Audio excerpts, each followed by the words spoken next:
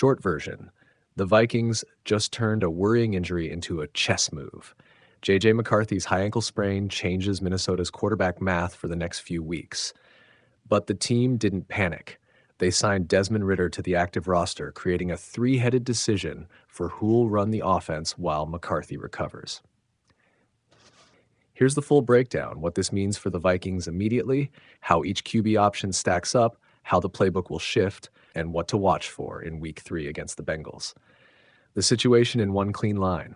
McCarthy out multiple weeks with a high ankle sprain. Vikings signed Desmond Ridder. Carson Wentz and rookie Max Brosmer remain on the roster, creating a real competition for the Week 3 start. Why this matters and why the Vikings moved fast? High ankle sprains are maddeningly unpredictable. They can be 3 weeks, they can be 6, and they often sap a player's mobility and timing even after they return.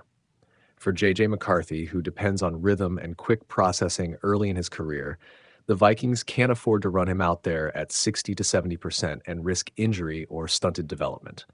So general manager and coaching staff had two real choices: roll with the veteran, Carson Wentz, or bring in a known commodity who can offer a bridge with starting experience, Desmond Ridder. They chose the latter, which tells you the staff wants a credible live arm option who has taken NFL snaps and won playoff contending reps as a starter. Quick primer on the three options. Desmond Ridder. Experience upside, inconsistency risk, strengths. Ridder has started in the NFL, shown mobility and the ability to extend plays, and understands pro concepts. He's a tougher scramble threat than Wentz and brings comfortable athleticism on designed rollouts and RPO-type looks. Weaknesses. Ridder's tape is also full of flashes and missed reads. He's not a finished product. His accuracy on intermediate deep throws and pocket anticipation have been spotty. If the Vikings ask him to carry a complex timing-heavy scheme, he may struggle. But as a bridge, someone who can manage games and make plays with his legs, he's a sensible pickup.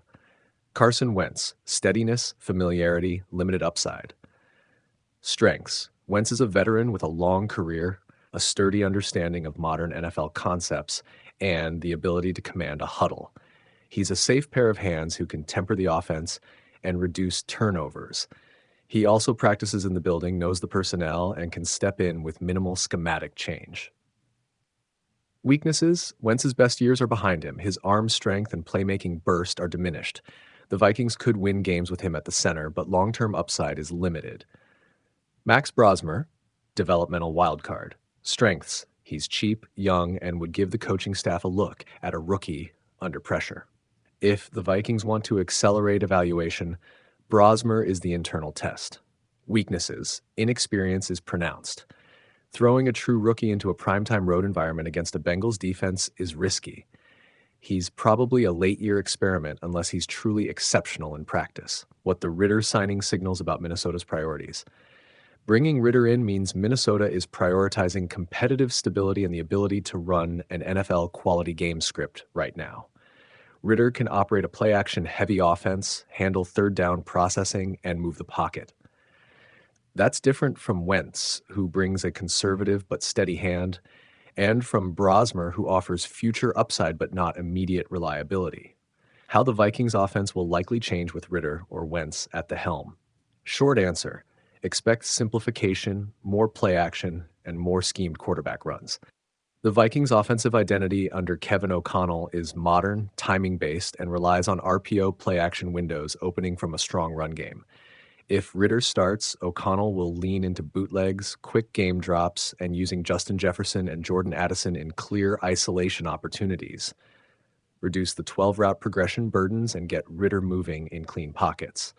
If Wentz starts, anticipate slightly more conservative calls, quicker dropbacks, more checkdowns, and a focus on ball security.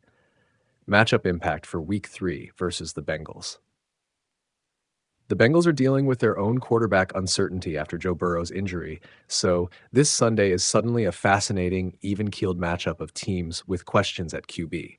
Cincinnati's pass rush and coverage group remain dangerous. The key for Minnesota will be protecting the new starter and maintaining a complementary ground game to neutralize pressure. If Ridder starts and can buy time with movement and quick reads, he can turn the Vikings into a nuisance for the Bengals. If Wentz starts, the Vikings must rely on disguise, motion, and creative personnel packages to help Wentz win pre-snap and limit third and long situations. What the coaching staff must get right this week. 1. Practice dosage and rep distribution. Whoever starts needs enough live reps with first-team offense to get timing with Jefferson and Addison. 2. Protection focus. Quick develop concepts and max protect scripts for early downs. 3. Game planning for turnovers. Create conservative red zone scripts and play calling that reduces risk in tight windows. Roster and contract considerations. Brief. Ridder's signing to the 53-man roster is a short-term, low-risk move. He's accessible, familiar to league decision-makers, and can be cut quickly if necessary. Wentz's contract and presence provide a fallback, and Brosmer remains a developmental asset. The Vikings aren't burning cap or draft capital. They're managing depth responsibly. Prediction and what to watch Week 3 will be instructive not just for the outcome, but for the decision the Vikings make afterward. If Ridder starts and plays efficiently, manageable turnovers, some designed mobility, and a couple of explosive plays, he'll likely hold the job while McCarthy recovers, and the Vikings will approach this as a win-now bridge. If Ridder struggles, Wentz will be the safe hold the staff leans on.